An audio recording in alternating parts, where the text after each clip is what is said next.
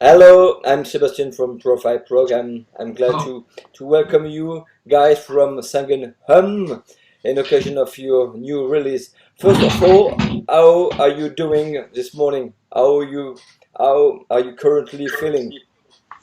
we're doing okay, I think. So, Yeah, well, I think we've done pretty well through all of this lockdown and everything else. So yeah, we've been good. Brad, if it's that's not wine at this time of day, Brad, is it? It's carrot juice. Oh, okay. Nice to It's see. horrendous. Nice. That's beautiful. You are the only English serious guy, maybe. Yeah. How's everybody? We're doing good. Yeah. Yeah. Okay. Sorry. We just emerged from lockdown. Okay, so we've just had our full lockdown. A Trace of Memory is your brand new album. How is the feedback so far? How is the what so The far? Sorry. feedback so far. I mean, it seems to be kind of most people are saying it's possibly the best one, which is kind of surprising for us, really, because we were just kind of going, we need to make a record this year because there's, what else are we going to do? We're going to be stuck at home. Let's do something really creative. And so for it to suddenly emerge as being lots of people's favorite is, it's really, really nice to see. So, I mean, it's only been out, what, couple of weeks? Yeah, so November 20th, so 2 and a bit weeks. But people have obviously taken to it really quickly, and the feedback's been great so far. So hopefully that will continue. And now we have Power was released 2 years ago. Mm. And how is it different, or just a development, maybe? Difficult question, Many maybe. concepts, isn't it? I think there's one. It's more songs as they come, and each song stood on its own. Really, it wasn't written to fit into a story. Yeah, that's the biggie. I mean, it's possibly the only thing we've done that isn't in some loose way connected with our whole Buttered Cat story. I mean, every one of them kind of has, even if it's just a little musical or lyrical link. Even the Anti-Tiki Nuns EPs are in some way connected to it. And this one completely sits on its own. So that was a big deal, I think. As Brad said, everything just stood on its own. It was what it was, and it just sort of had a kind of a liberating feeling of just like, it doesn't have to be about, as much as we love him, it doesn't have to be about Don anymore or any of that stuff, Not to say he won't return at some point, but I think also with this album, none of those tunes existed really before 2018. Whereas everything up to then was finishing ideas that had been around for decades, probably. So Also, we wrote it. We wrote it very quickly, actually. It was a very different experience for writing it. We probably, how long did we spend? Probably 6 weeks, something like that. Just a couple of sessions a week, and we just basically hammered out a song per session. yeah. So session would be about 4 hours, and after those 4 hours, we'd come out and go, "Hey, Pyramid, brilliant!" Or, "Hey, Thin Air," Yeah. Thin Air got its title because it was like that, literally out of thin air. We're like, well, how does this happen? All of a sudden, you go in with nothing, and you come out with a piece. And then, as always, you get the initial body of work, and then how to actually properly finish it is the thing that takes a lot more time. And we kind of just ran out of steam trying to make it the first time around, and we'd even been talking about different ideas, like a different kind of trio we were exploring earlier this year. Just about to think about rehearsing, I think, before COVID came along. And then all of a sudden it was like, well, if we make an album, we've got all this stuff from last year, and we can turn our attention to that. So there are a couple of bits and pieces we didn't use. For the most part, it was this block of stuff that we wrote a couple of years ago, and then there was no vocals written for any of it. So and no hard or fast and sort of arrangement. We had probably maybe sort of 70% of I would say maybe the record sort of sketched, and then the arrangements needed to be pinned down, the lyrics needed to be written. We've even had certain songs that we had vocal melodies for, and then abandoned those and did other did other things. It wasn't actually wasn't as with normal Sanguine Hum. It was always down down to the wire to finish it for the mastering session. We were always tinkering. I said Thin Air was a vocal song until about 3 weeks before we finished the record. And it just had that vibe where we were all listening to it and just had that sinking feeling of like, it's not working. It's not working. Yeah. And Joff, you've been watching that Bill Frisell video, haven't you? And we just like, what if we do it like with Bill Frisell and just have a guitar melody, you know? And then... Exactly. Yeah. That was the idea, because Bill had done these concerts in the lockdown concerts, right? So he'd done these concerts at the front of his house or wherever, and we'd seen it on, some of those concerts coming out, and it reminded me how brilliant Bill Frisell is as a guitar player. So we just, thought we'll do a little homage to Bill. And what did you intend to do when you started composing this album? What was the first idea and the main direction, I would say? Yeah, that's a good question, actually. When we started these writing sessions with a very loose framework. So the idea was that we had to come to the session with some kind of stimulus, something that would make the starting of a piece of music a little easier. So we brought our little matchbox of ideas, and we'd strike a match on an idea and throw it down and see what came out. So we had some scale ideas. We started messing around with different harmonic and melodic material. Some of the things we were using, things like octatonic scales, so things that were coming out of probably have more to do with 20th century orchestral and classical composition than rock composition. And then sometimes we would have Matt would maybe bring a sequencer loop, something that would provide some kind of harmonic material, and we would start working on that. And so we had two rules really in the sessions. One, we would have we would have something to start with, and two, we had to come out of those sessions with a song. So no pressure. 4 hours must come out with a song of some kind. Yeah, and three, have fun maybe. Yeah, that's actually really always true. Always have fun and create. Yeah, that actually I think was. That was actually the thing that was probably I overlooked, and I shouldn't have, because it's probably the most important thing, that we found ourselves with a summer's worth of time. So we would come to the rehearsal studio before it got warm and sunny out, and set everything up and put the kettle on. And I think actually it felt very much like we wanted, not just to play the instruments, but to sort of play in the real sense of the word, like to actually have fun and to just enjoy the company and the music. And then we had a very sort of light skeleton of a framework. Then and we would just with those two rules, we have something to start with, and we have a goal in mind for every session to finish a song. So. Now we have power. We worked out. I don't think the three of us ever played together on that record. I don't think there's no single moment where there are two people actually recording at the same time. We all did our part separately. Yeah. It had been about 3 or 4 years since we'd actually sat down opposite each other with instruments and gone, right, let's do this. So that was a really big difference. Keeping that spirit going for the next year was tricky. That was where it started to get really difficult. It's like how to maintain that flavour. But there were some other cool things as well. Like the Yellow Ship started by the complete opposite of some of the more tricky things, the more 20th century techniques. We were like, well, what happens if we try and write a song with normal chords? Of course, yes. C and D, Because we were relearning Cast Adrift, if you know that one, from Songs for Days, and What We Ask Is Where We Begin. And a brilliant song, I think.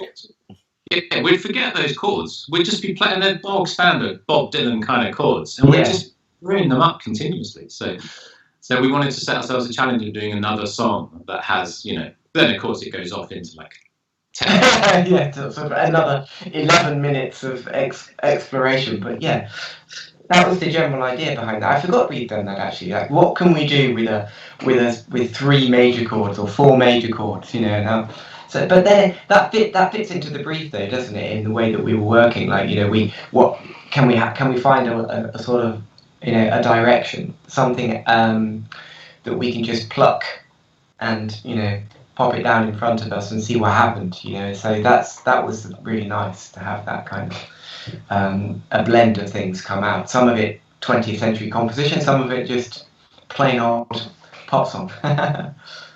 And the Yellow Sheep for most people is the best song, apparently.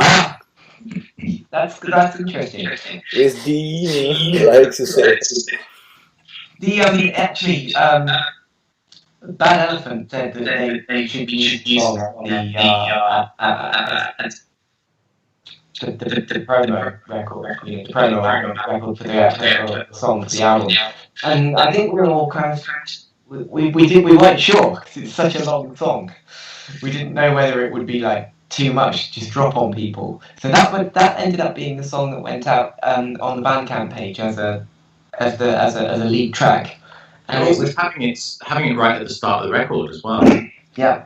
It was maybe, I don't know if we talked about it much, whether we were going to have it finishing the record, like the big epic conclusion. Yeah.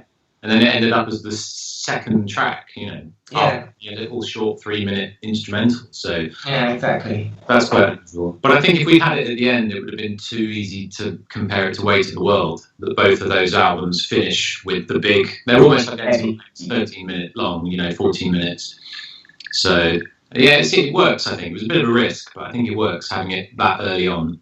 Yeah, it's nice as well because it's compartmentalized somewhat, because you have a song section and then you have this development, this long development at the end, and inside the development there are themes that kind of that come back. So it's not a sort of through composed element where it just, you know, never returns to the material that you've heard prior, but there is that one self-contained song at the beginning. So it's I think one riff that's sort of going through the whole thing, isn't there? Yeah, riff. It's pretty much there all the time. Exactly, like a thread through the whole thing. Yeah, exactly. Yeah. Well, yeah. If you just had a basic chord chart of it, it would just be E. E. Yeah.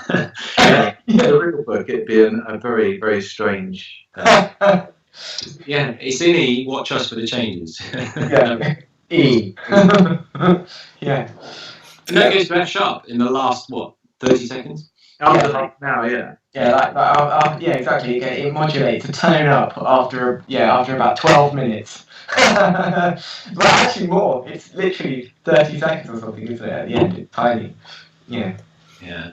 And another question, we used to find again and again repetitive sequences in your music, like quite hypnotic, I would say.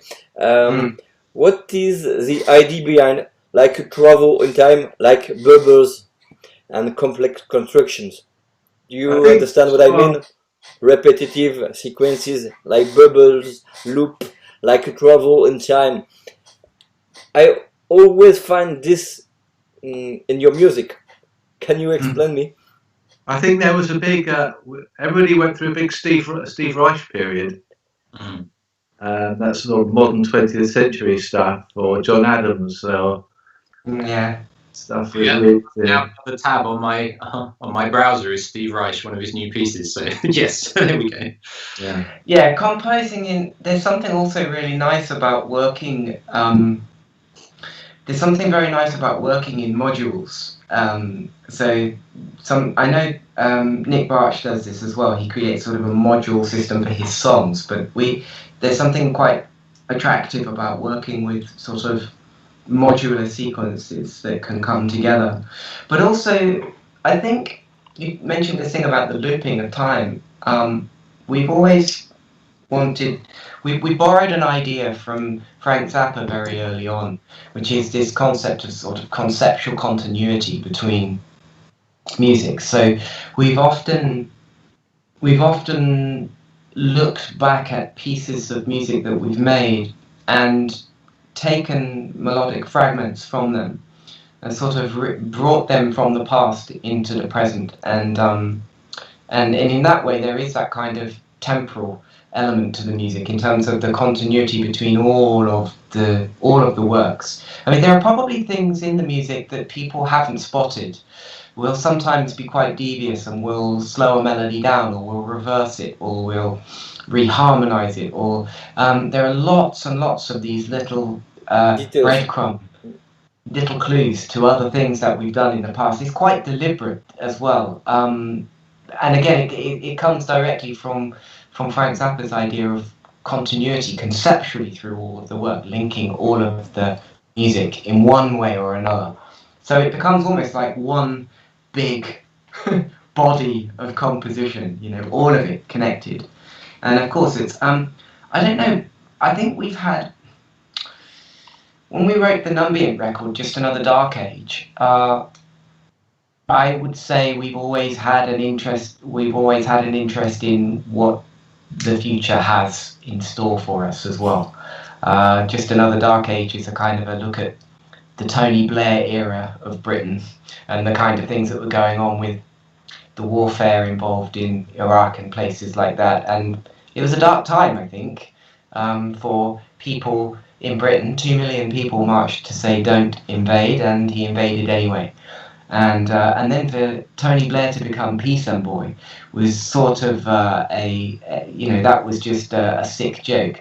And then we used that line in Dark Ages, the crooked grin, and the Dark Ages win. And the crooked grin, the line, the crooked grin, comes from Tony Blair's grin as a crooked politician, and the way he had that insane kind of Joker grin.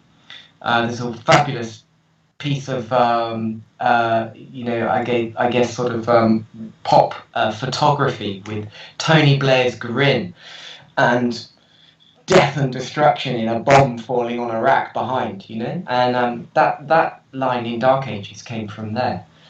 So I think we've had I don't know if we've been prophetic in a way of like sort of writing about things worsening on the global scene or not, but I think we've had a keen interest in what the future might hold conceptually, maybe. Traces of Really memory. It's probably a interesting. bit more a personal perspective, though, isn't it? It's more the mental landscape now. Whereas now we have Light and Power, or more a sort of cartoonish imagining of a future.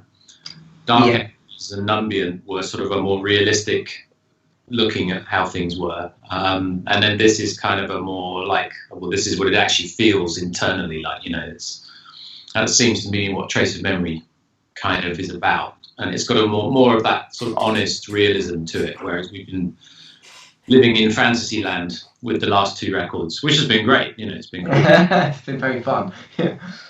And the loops are like bubbles, like a travel in time. Mm. Yeah. We think. I mean, certainly that aspect was really, really important in the story. From Now We Have Light, Now We Have Power. The way that these stories are sort of. Don is trapped in this kind of cyclical round and round. I think there's also maybe something for me in there as well, sort of metaphorical around the idea of sort of history repeating itself, you know, populations and people just going round and round and round, you know, recycling ideas and making the same mistakes and, you know, that kind of idea as well in Don's story.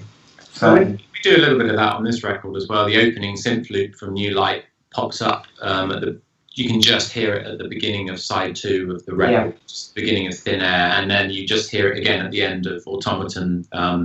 You know, there's this sense of things just bubbling up, say, just all the time, these layers.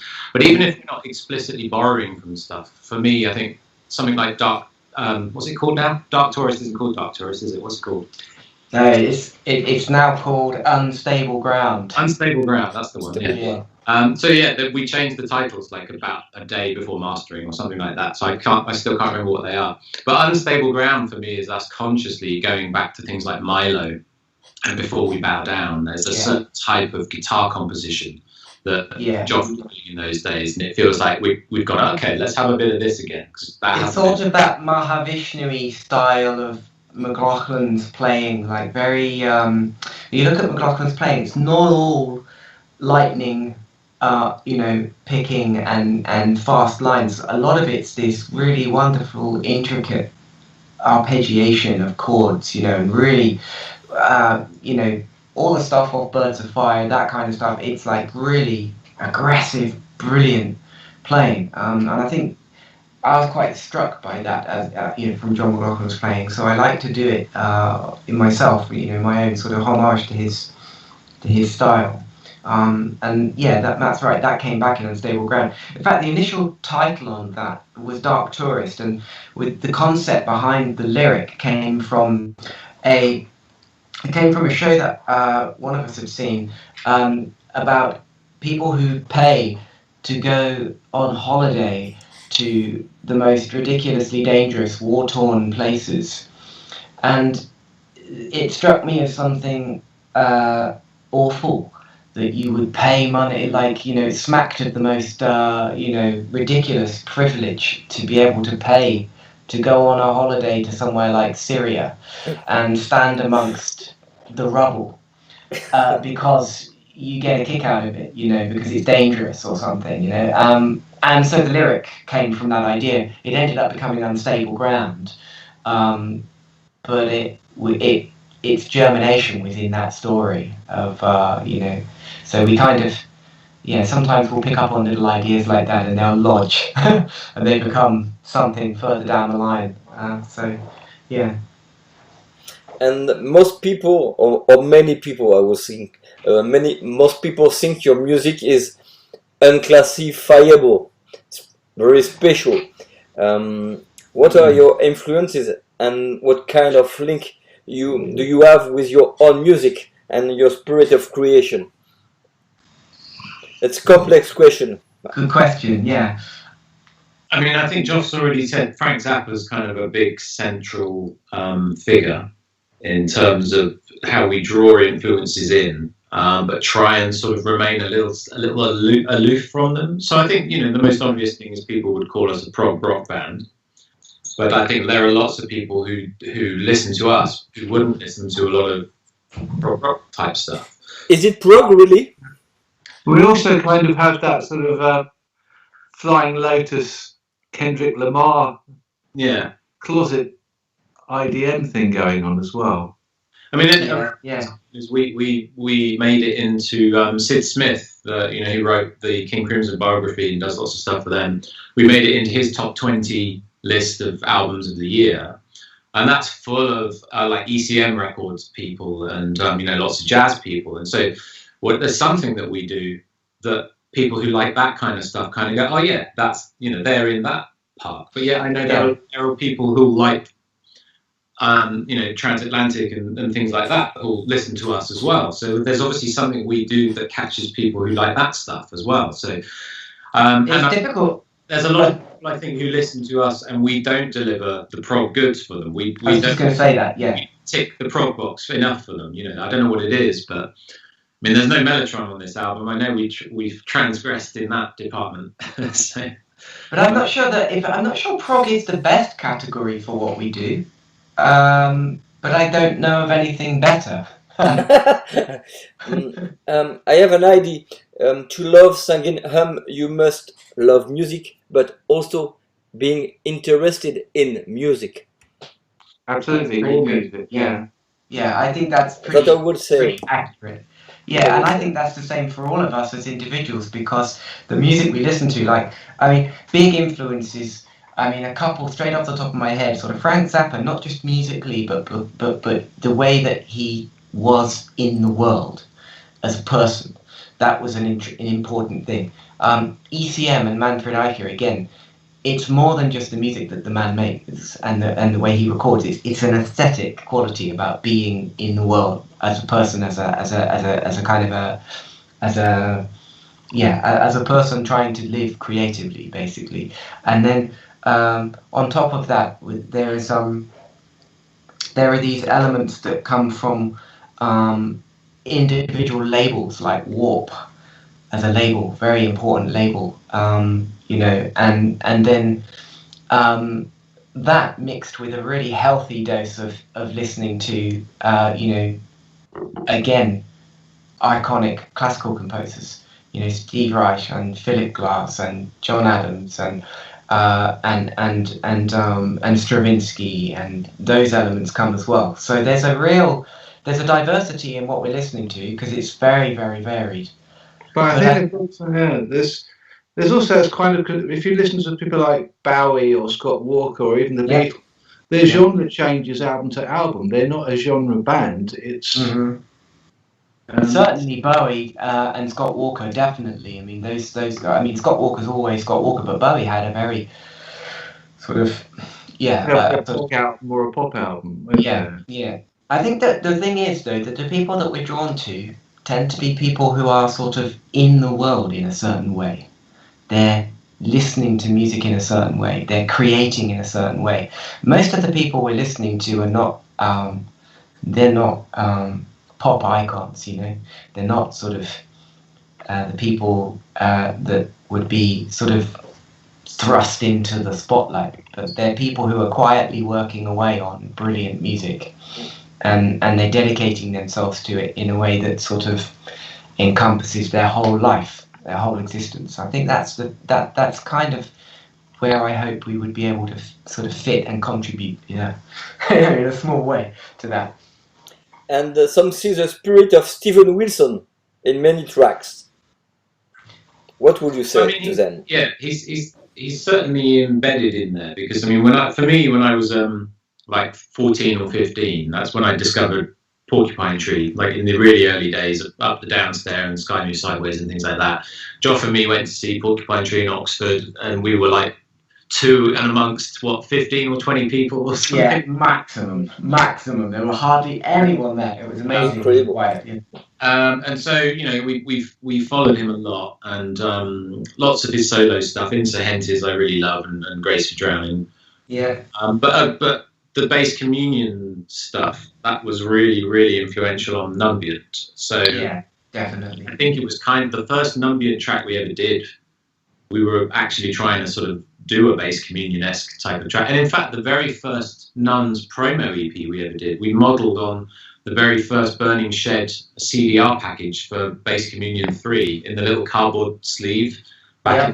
So yeah, there's a certain sense in the Porcupine Tree were kind of how you can do this kind of stuff, but not necessarily sound like Genesis. And as a hardcore Genesis fan, there's nothing wrong with sounding like Genesis, but is there a way to sort of draw these influences in without actually sounding like those bands? And I think that's what we were trying to do. And I'm sure people would argue that, well, Porcupine Tree ended up just sounding like Pink Floyd or whatever. But yeah, with me, Steven Wilson, there's an atmosphere to his stuff, particularly in the earlier period. Less what he's doing nowadays, but there's a certain kind of ambient cinematic atmosphere that he that we've been very influenced by, definitely. And the cover, and especially the Strange Lady, is quite intriguing. Can you explain us? Off you go, Brad. What is the idea? Who is this lady? I don't know. We were rehearsing in West London on a really depressing day, and I was walking around, and I just sort of skipped full of these terrifying mannequins, and nobody seemed to be looking at them, and I just thought they were the most incredible thing I'd ever seen. So I took photographs of them, and this was a couple of years ago. Years ago, I would say, because it was probably 4 years ago or more. They were, on our rehearsal list, so they're quite relevant to us. And then sort of, I showed them to a few people who thought they were amazing, but I didn't know what to do with them. And then this album came up, and Matt said, "Have you got any pictures?" And I looked at all the standard pictures, and I looked at this mannequin, and I thought, well, that's horrific. And then kept coming back to it, and then going, oh, and then my wife went, "You've got to use that." And I was going, "I don't think so." And then coming back to it. And then I showed it to Matt, and Matt went, "Oh, I don't think so." And then kept coming back to it. And I think, John, basically it repels you. Yeah. You can't get away from it. It was like it ties in with thrown away things and regret and all the. It just seems to fit for this album. Yeah, A Trace of Memory was great, and the fact the mannequin is so expressive, but there's nothing there. I think that's what's creepy about it. Yeah, and the other magic thing was when Brad took the photo, it had just rained. I was just going to say that exactly. Like tears. It looks like perspiration, like she's under pressure, all their sweat. And the other thing I didn't notice until Brad pointed it out is that because of the angle, the water's actually running in the wrong way. It's not dripping down, it's dripping across. It looks strange. But for me, it was like it was almost like a vertigo kind of feeling when I asked Brad, what shots have you got? And I was sort of thinking like, beautiful sunsets and things like this, and because he tours a lot and he's, taking shots from planes and things, I was imagining some kind of, glorious sky kind of scene or something like that. And then this thing just appears in my email. And I remember sort of staring at it. And I think instantaneously there was that slightly squirmy feeling of like, well, I know it's this, but I'm just going to pretend it's not for a little bit. It's funny because my wife, who's a designer, because you need somebody else, she just went, it has to be that. And then she went, not only that, I can see the entire album, gatefold and everything. It's just going to be there. If you don't do that, whatever else you do will be second best. Yeah. And the shots are just, the shots are actually in the gatefold are just brilliant. As is, again, when you turn the cover, there's just a change of mood in the way that photograph's taken. You get a more drawn back view of it. And I do love the way that you go from the face, you open the cover and you see that, these things are discarded. They're kind of all just thrown in together. And then the play is something magical happens between a trace of memory and those images. They just seem to sort of... I think that was a real, even if there was like a little hint of doubt as to whether we were going to use it, I think once we settled on the title and the image, it was just... I think the bonus thing as well is you get a bit of a Blade Runner vibe out of it, and I don't know why, but it does have a dystopian feel to it, which again sort of ties in with just another dark age and other things that we've been writing about. But it was something that we're also quite interested in. I think is we often cite the on a line mistake as intention type of element, and also the being, going back to that idea of sort of being in the world in a certain way. Part of what you're doing is you're potentially looking for these serendipitous moments where something just happens and you just you don't quite know where it comes from or how it came to be, but that was one of those moments. I love thinking about now. Good philosophy. What you said about bubbles. I love thinking back retrospectively to us coming out of that rehearsal, and we're coming out of that rehearsal and going, right, let's take the cover of A Trace of Memory and then we'll pack up and go home, Yes. But at the time, that's not what we're doing. We're just, whoa, look at those mannequins in the skip, Exactly, and that's one of those things. I mean, it was just complete serendipity that someone had decided to throw a skip's worth of mannequins out, that it had rained, that Brad had his camera, that it was just that way. And so, in a way, I mean, sort of, we're responding to those little twists and turns. Why do they exist, though? I mean, you see mannequins in shops. Yeah. The modelling blouses, you don't have to put a manic stare on them. No, exactly. Yeah, it's true. There's some insanity at work in there. Yeah, it's very cool. I think they were in the skip because they were scaring customers away. Probably. They probably were. John, do you remember we used to, as kids, watch there's the Doctor Who story, Spearhead from Space, where the mannequins come alive in the shop window. But they've got little guns that drop out of their hands, But... Yeah, she could well have had those. yeah, absolutely. So also, I think it's quite. I mean, if it should gain popularity, you can think of iconic record sleeves that don't have to have the name of the band on, and you know what they are.